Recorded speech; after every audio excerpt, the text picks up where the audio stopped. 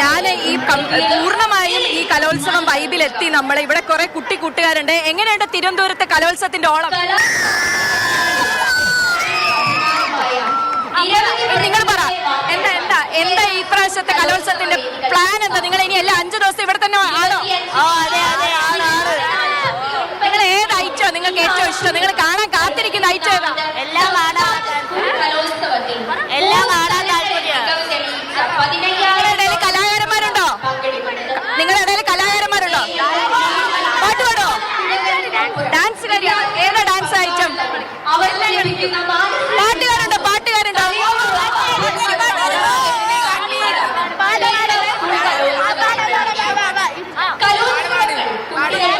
തിരുവനന്തപുരത്തിന്റെ energy കാണിച്ചു കൊടുക്കണം.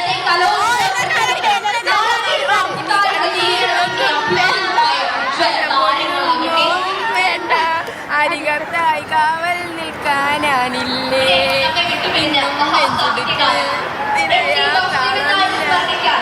ഇത് ഇൻസ്റ്റഗ്രാം ഹിറ്റാണോ ഈ പാട്ട്?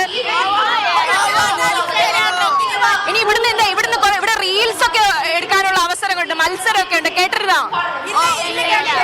ഇൻസ്റ്റഗ്രാം റീൽസ് ഒക്കെ എടുക്കാൻ മത്സരങ്ങളൊക്കെ നടക്കുന്നുണ്ട്, സെൽഫി പോയിന്റ് ഉണ്ട്. എന്തൊക്കെയാ നിങ്ങളുടെ പരിപാടികൾ? പറ. ആണോ? ഇനി ഇവിടെ കുറെ പേര് പത്രമൊക്കെ വായിച്ചിരിപ്പോ, നമുക്ക് ഇവരോട് കൂടെ ചോദിച്ചു നോക്കാം. എന്താണ് പരിപാടി? കലോത്സവമായിട്ട് ഇത്തവണ എന്താ പ്ലാൻ? നാണക്കാരാണോ? തിരുവനന്തപുരത്തെ കുട്ടികൾ നാണക്കാരാണെന്ന് പറയൂട്ടോ എല്ലാരും. അപ്പൊ എല്ലാരും എന്തായാലും കലോത്സവം അടിച്ചു പൊളിക്കാനുള്ള തീരുമാനത്തിലാണ് കുട്ടികളെല്ലാം. അവരെല്ലാവരും ഈ സ്റ്റേജ് ഉറ്റുനോക്കിക്കൊണ്ടിരിക്കുകയാണ്. ഇനി ഏതാനും നിമിഷം മാത്രം ഉദ്ഘാടനത്തിനുള്ളൂ. എന്താ നിങ്ങൾക്ക് പറയാനുള്ളത് മാതൃഭൂമി പ്രേക്ഷകരോട്? അടിച്ചു പൊളിക്കണം, അത്രേ ഉള്ളൂ. അടിച്ചു പൊളിക്കണം. വൈബാണ്. കപ്പാര് കൊണ്ടു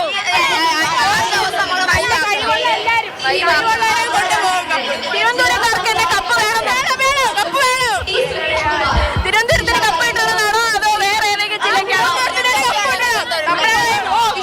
നിങ്ങളുടെ കൂട്ടുകാരൊക്കെ മത്സരിക്കുന്നുണ്ടോ?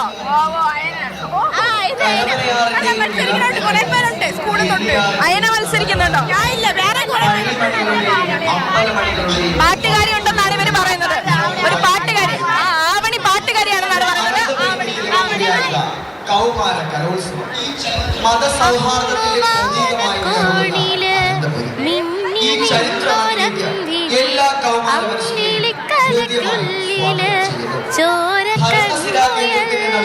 പ്രൗഢിയോടെ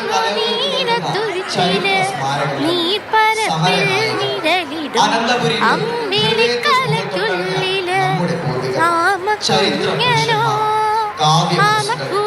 ഇവയെല്ലാം ചേർന്ന സാംസ്കാരിക പാരമ്പര്യം അനന്തപുരിയുടെ മണ്ണിൽ പങ്കെടുക്കാൻ അനന്തപുരിയിലെ എല്ലാ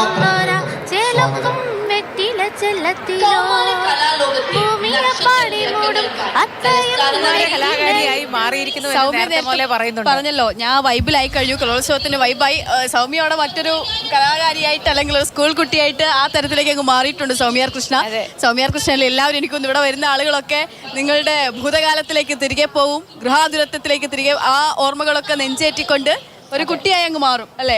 തീർച്ചയായിട്ടും കൗമാരക്കാരായി തുള്ളിച്ചാടി നടക്കുന്ന ഒരു മാനസികാവസ്ഥയിലേക്ക് എല്ലാവരും മാറുന്നതാണ് നമുക്ക് ഈ കലോത്സവ നഗരിയിൽ കാണാനാവുന്നത്. എല്ലാ വേദികളിലും ഒരേ കാഴ്ചകളും ഒരേ സന്തോഷങ്ങളുമാണ് ഉള്ളത്.